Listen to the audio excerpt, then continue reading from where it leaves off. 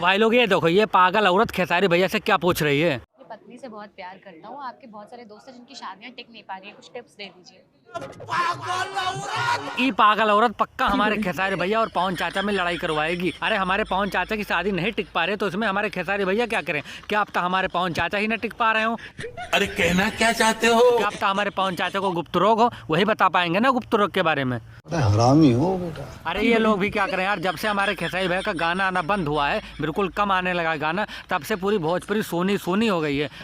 बात तो सही है। अकेले हमारे पवन चाचा क्या करें यार, वैसे ही उनकी उम्र ढल चुकी है, दवाई खा खा कर काम करते हैं बेचारे। मस्त जोक मारा रे। ये औरत जानती थी हमारे खेसारी भैया और पवन चाचा में बनती नहीं है, तब भी इसने ऐसा सवाल पूछा, लेकिन तब भी हमारे खेसारी भैया ने बहुत बढ़िया जवाब दिया। आपको सीता चाहिए तो आपको राम बनना पड़ेगा। हमारे खेसारी लाल यादव ये कहना है कि अगर सीता चाहिए तो राम बनना पड़ेगा, लेकिन हमारे पवन चाचा तो रावण है, क्योंकि उन्होंने पता नहीं कितनी लड़कियों के ढोंडी में उंगली कर रखी है। क्या कर रहे हैं यार तू? तो मजाक है क्या?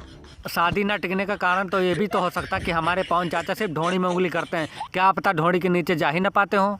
खत्म, बाय बाय, टाटा, गुड बाय, गया। तो चलिए दोस्तों, आज के वीडियो में इतना ही। वीडियो अच्छी लगे तो वीडियो को लाइक करें, चैनल को सब्सक्राइब करें। मिलते हैं अगली वीडियो में।